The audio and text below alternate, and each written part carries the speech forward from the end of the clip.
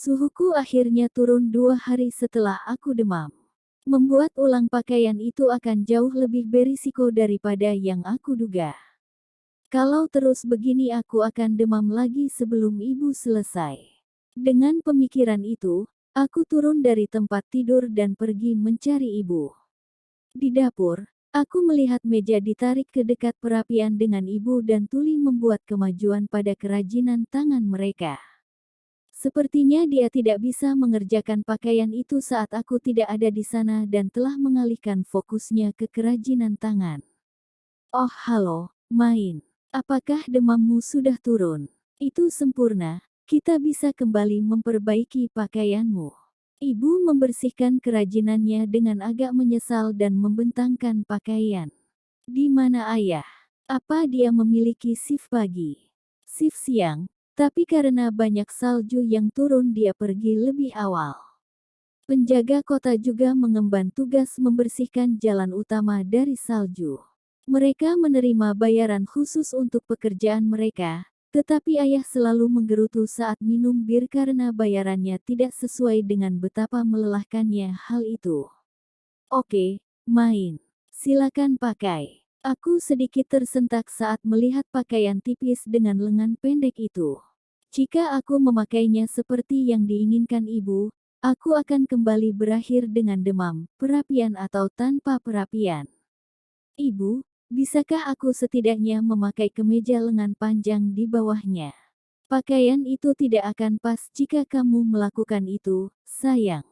Tidak apa-apa. Aku akan tumbuh lebih besar pada saat musim panas tiba. Ibu meletakkan tangannya di pipi dan menatapku dengan ragu. Dia melihat ke arahku seolah memikirkan ulang seberapa banyak aku telah tumbuh di masa lalu menghela nafas. Aku mengerti perasaanmu, Main. Tapi sepertinya itu tidak mungkin. Setidaknya katakan kamu percaya padaku, ibu. Tetap saja, dia mengizinkanku untuk mengenakan kemeja lengan panjang di bawah pakaian itu sehingga aku tidak akan masuk angin lagi. Bahumu yang paling tidak cocok. Apa yang harus kita lakukan dengannya? Ibu benar. Ketika aku mengenakan pakaian khusus Tuli, bagian yang paling longgar dan tidak sedap dipandang adalah bahu.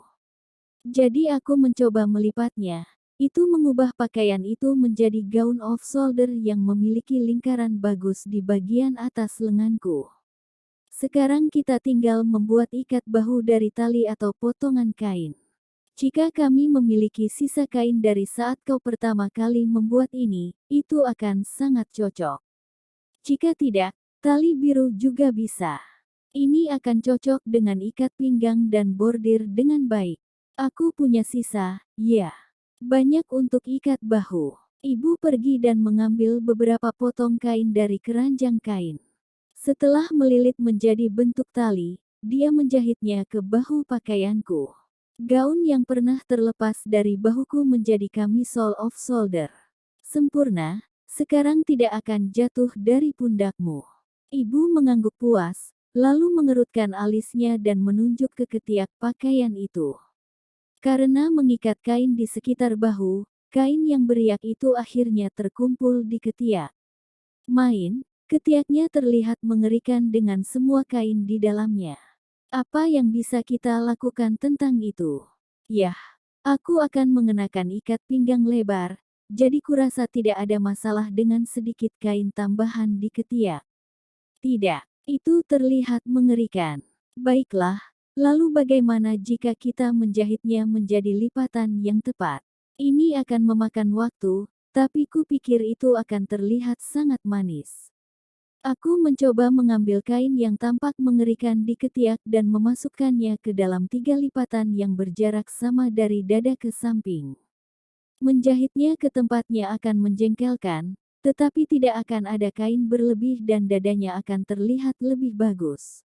Ibu berpikir sejenak, lalu mengangguk dan mengulurkan tangan padaku. Tentu saja aku tidak akan bisa menjahitnya jika kamu memakainya. Aku melepas pakaian itu dan menyerahkannya kepada ibu. Aku kemudian segera mengenakan beberapa lapis pakaian dan menghela nafas lega. Itu memang benar-benar dingin. Aku mungkin akan demam setelah kita menyelesaikan ini. Aku cemburu, main. Kau bisa mengenakan pakaian yang sangat mewah. Tuli menatap ibu yang menyelipkan kain itu dan menghela nafas dengan iri.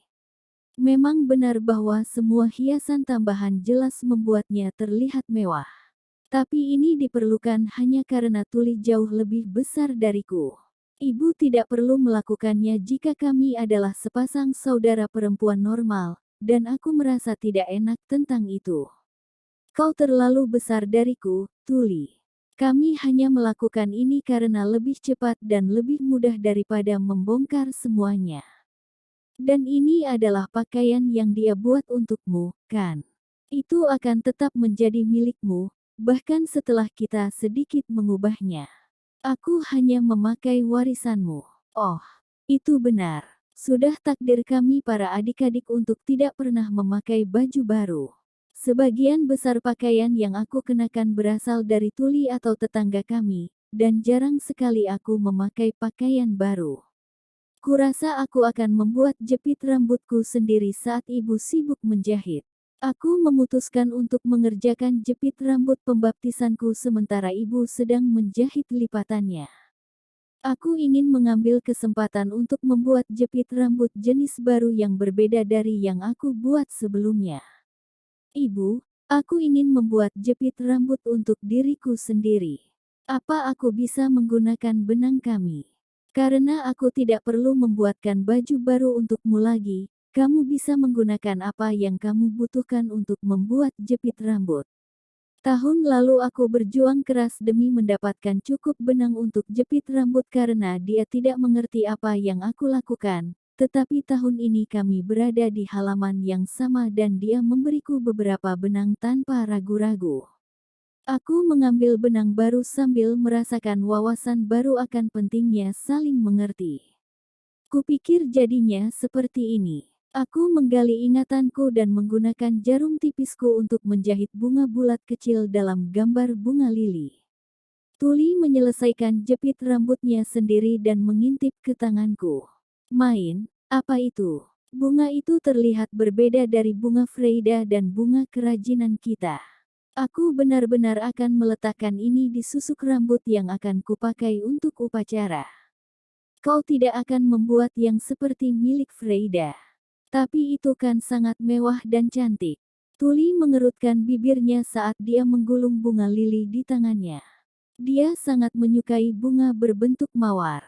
Aku memikirkan kembali mawar-mawar halus yang telah kubuat untuk Freida dan menghela nafas lemah. Bahkan jika aku mencoba membuatnya lagi, mereka tidak akan terlihat sama. Kualitas benangnya sangat berbeda. Aku rasa aku tidak bisa membuat mawar macam itu sekarang. Mereka tidak harus terlihat sama, tetap sama-sama cantik. Mana, aku akan membuatnya untukmu. Kau membuat jepit rambutku dan sekarang aku ingin membuatkan jepitmu. Aku sangat tersentuh oleh kata-kata Tuli sehingga aku memutuskan untuk memintanya membuatkan mawar untukku. Mawar besar yang menonjol akan lebih baik diserahkan kepada Tuli dan keterampilan menjahitnya yang jauh lebih unggul. Terima kasih, Tuli. Kalau begitu, apakah kau mau menggunakan benang ini untuk membuat mawar sedikit lebih besar dari yang paling besar yang dulunya kita buat untuk Freida? Apakah kau ingat cara membuatnya? Aku bukan kamu, main, tentu saja aku ingat. Aku minta maaf karena memiliki ingatan yang buruk. Aku menyerahkan pembuatan mawar pada Tuli dan mulai mengerjakan bunga-bunga kecil. Bahkan dengan kecepatan tertinggiku, aku tidak bisa membuatnya cukup cepat, dan pada saat aku sudah menyelesaikan 3, ibu telah selesai menjahit lipatannya. Main, coba pakai pakaian itu lagi. Aku melepas semua bajuku kecuali yang berlengan panjang dan memakainya lagi. Itu sekarang menjadi gaun off-shoulder dengan area dada berlipat. Berkat lengkungannya, lengannya tampak seperti tirai melengkung alami. Ibu, bisakah kamu mendapatkan ikat pinggangnya? Aku ingin mencobanya. Ibu mencari ikat pinggang biru lebar untukku dan aku mengencangkannya di pakaianku, yang membuat bagian rok gaunku menggelembung keluar. Aku tidak berpikir itu akan spesial saat menjahit, tapi setelah diperhatikan itu terlihat sangat manis. Karena aku manis. Ya ampun, karena aku penjahit yang terampil. Kami saling tatap dan tertawa sesaat sebelum ibu memutar bahu dengan tekad. Hanya ujungnya yang tersisa. Kelihatannya cukup manis sekarang, tapi ujungnya terlalu panjang. Gaun yang berakhir di lutut tuli berakhir di pergelangan kakiku. Aku tidak tahu dari mana aturan ini berasal, tetapi diketahui bahwa di bagian ini, gadis-gadis yang lebih muda dari 10 tahun mengenakan rok sampai ke lutut. Kebetulan, rok mini sepertinya sama sekali tidak ada. Paling-paling, anak-anak berusia 1 hingga 2 tahun mengenakan sangat pendek sehingga rok yang dimaksudkan untuk mencapai lutut akhirnya terlihat seperti rok mini. Yang menyebalkan adalah roknya tidak boleh terlalu pendek atau terlalu panjang. Anak-anak dengan usia 10 hingga 15 tahun mengenakan gaun di tulang kering mereka. Orang dewasa umumnya ingin pergelangan kaki mereka tertutup. Namun rok sepanjang itu hanya dikenakan oleh wanita yang tidak harus bekerja untuk mencari nafkah. Ibuku, seorang warga negara kelas pekerja yang baik seperti dia, mengenakan rok sampai ke mata kaki seperti kebanyakan ibu-ibu di lingkungan sekitar. Aku ingin tahu apakah kita bisa mengikatnya seperti yang kita lakukan dengan bahu. Aku pikir akan baik-baik saja jika kita menggabungkan 2 bagian di depan dan 2 bagian di belakang. Apakah menurutmu itu akan berhasil, Ibu? Aku pikir itu mungkin saja berhasil. Kami mengangkat 4 bagian lipatan dan berakhir dengan sesuatu yang tampak seperti tirai balon. Setelah kami menjahit kain pada tempatnya, kami menambahkan bunga kecil untuk menyembunyikan benang, seperti yang kami lakukan dengan jepit rambut. Kami kemudian menambahkan tirai untuk membuat sulaman terlihat lebih cantik, dan hanya itu. Pakaian sudah jadi. Seperti yang diperkirakan, sekarang itu terlihat seperti pakaian pembaptisan gadis muda kaya. Dadanya memiliki lipatan, lengannya bergelombang, dan ujungnya menggelembung. Pakaian itu menggunakan banyak kain cadangan, dan dari setiap sudut itu tampak sama sekali tidak seperti sesuatu yang biasa dipakai orang biasa. Dengan menyatukan bagian-bagian yang longgar dan menjahitnya bersama-sama untuk mengecilkan pakaian secara paksa, kami telah menciptakan desain yang langka bahkan untuk kelas yang lebih kaya. Jelas tidak cocok dengan pakaian lainnya, atau bahkan rumah kami sendiri. Ini jauh lebih mudah bagiku daripada apa yang ingin kulakukan, tapi aku takut itu akan sangat mencolok, kata ibu, di mana Tuli mengangkat bahu dan menunjuk hiasan susuk rambut kami yang setengah jadi. Bukankah ini sedikit terlambat untuk itu? Kita sudah bersikeras dengan jepit rambut dan lainnya. Bahkan Tuli cukup menonjol sampai-sampai Freida memperhatikannya hanya dengan memakai jepit rambut tidak seperti orang lain. Susuk rambut yang aku buat pasti akan menonjol, jadi bagaimanapun, mata akan tertuju padaku. Dan seperti yang Freida katakan, jepit rambut yang mencuat akan menjadi iklan yang bagus untuk mereka. Kita mungkin juga pergi jauh-jauh ke sini. Ini manis dan kita bekerja keras untuk itu, jadi aku tidak akan keberatan jika sampai mencuri perhatian. Aku akan memakainya. Aku telah mengorbankan tubuhku sendiri ke dalam penyakit dan dingin untuk menyempurnakan pakaian. Aku tidak akan meninggalkannya begitu saja di sini. Dan belum lagi, dibandingkan dengan pakaian pelayan rok mini Brenda yang aku kenakan untuk festival budaya sekolah menengah di masa Urano, itu sama sekali tidak memalukan. Itu sampai ke lututku dan memiliki desain orang yang terhormat apalagi yang bisa aku minta. Jika kamu rasa tidak apa-apa, main, aku juga. Jadi, jika itu sudah selesai, jepit rambut macam apa yang kamu buat di sana? Ibu mengintip mawar yang dibuat Tuli, jelas tertarik. Tuli membuat mawar besar untukku, Jadi aku membuat sekitar 10 bunga kecil lagi seperti ini. Aku akan membantu. Anggap saja sebagai ucapan terima kasihku untukmu, ibu tertawa sambil mengambil jarum dari kotak jahitnya.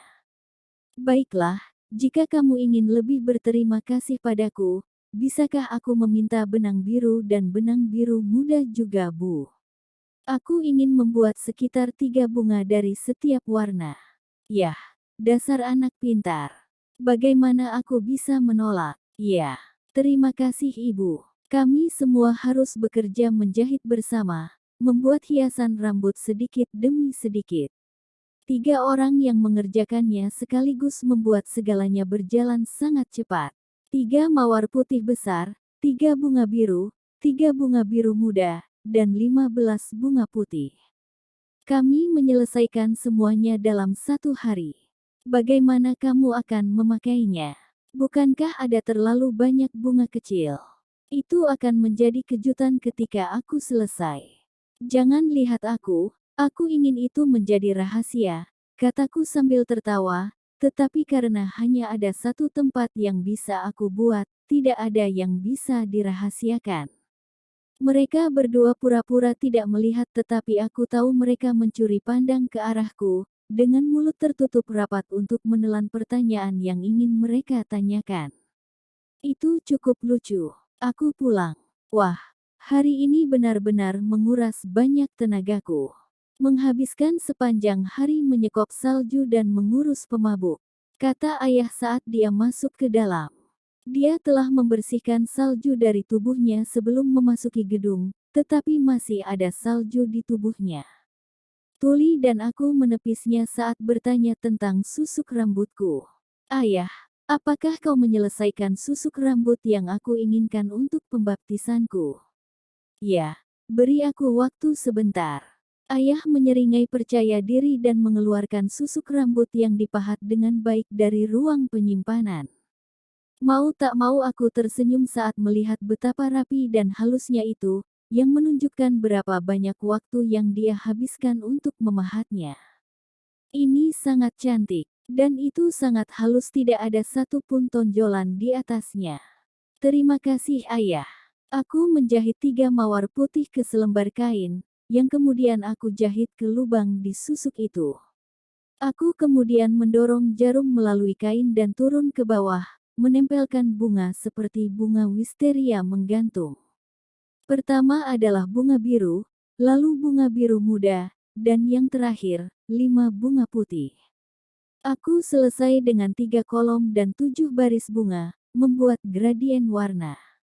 Aku meniru desain hiasan rambut yukata yang pernah kulihat di masa Urano, dan itu terlihat lebih baik dari yang diperkirakan.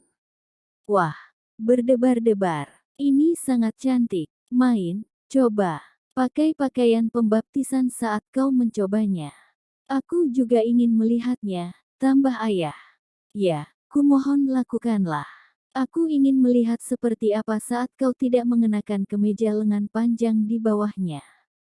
Kewalahan akan tekanan keluargaku, aku berganti pakaian. Aku kemudian menyelipkan tongkat rambut pembaptisan di sebelah tongkat rambutku yang biasa. Aku bisa merasakan bunga-bunga kecil yang berterbangan mengenai rambutku. Wah, main. Itu luar biasa. Semua orang pasti akan mengira kau putri dari keluarga kaya. Kelihatannya jauh lebih manis dan istimewa daripada apa yang aku lihat dikenakan Freida saat itu. Kau benar-benar tidak bisa bilang bahwa ini adalah warisanku. Ayah dengan cekatan memuji kemampuan menjahitku dan istrinya sambil melihat pakaian itu dengan kagum. Ibu menggelengkan kepalanya dengan senyum masam dan melontarkan beberapa kata tajam padanya. Sekarang, bahan yang digunakan untuk membuat pakaian Freida jauh lebih berkualitas daripada yang aku gunakan di sini sehingga kamu hanya bersikap kasar.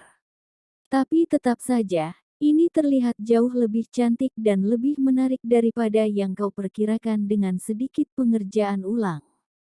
Kau bisa melakukan lebih jauh jika kau memiliki kain ekstra untuk dikerjakan. Aku mengatakan bahwa dengan bahan yang sama, pakaianmu akan lebih baik. Ya ampun, Gunther, kamu selalu bisa membalas. Jadi, orang tuaku pergi ke dunia mereka sendiri. Jujur agak sulit untuk melihat mereka menggoda dengan cara yang hanya bisa digambarkan sebagai mabuk asmara. Aku lebih suka mereka tidak menunjukkan romantisme di depanku, gadis yang tidak pernah memiliki satupun pacar dalam hidupnya di bumi. Apa yang mengembalikanku ke kenyataan dan mengakhiri kata-kata kasarku yang marah adalah komentar mengejutkan dari Tuli, yang menyelinap di belakangku untuk melihat jepit rambutku. Hei, itu manis sekali. Sangat imut, main. Pakaian mewahmu juga lucu, tapi jepit rambutnya sangat imut. Sangat menyenangkan untuk dilihat karena bergoyang, dan rambutmu benar-benar gelap seperti langit malam, jadi bunga putihnya sangat menonjol. Aku pikir aku mungkin membuat mawarnya terlalu besar, tetapi sekarang setelah itu kau pakai, aku melihat ukurannya sesuai.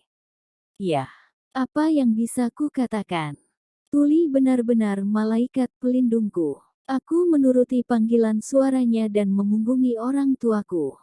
Hanya menghilangkan mereka dari penglihatanku saat mereka menggoda sudah cukup untuk membuatku merasa lebih baik. Rambutku jauh lebih lebat daripada rambut bergelombangmu, jadi tanpa jepit rambut yang mencolok akan sulit untuk terlihat menonjol dengan pakaian ini, kataku, sudah menggigil karena pakaian tipis itu. Merinding menyelimuti tubuhku dan aku mulai merasakan hawa dingin yang tidak menyenangkan menjalari tulang punggungku. Haciu. Bersinku membuat orang tuaku terkejut dan membuat mereka condong ke arahku. Main, sudahi pakaian itu. Cepat ganti baju sehingga kau bisa naik ke tempat tidur. Kalau terus begini, kamu akan terkena demam lagi. Baiklah, Haciu. Aku pikir itu agak terlambat untuk itu.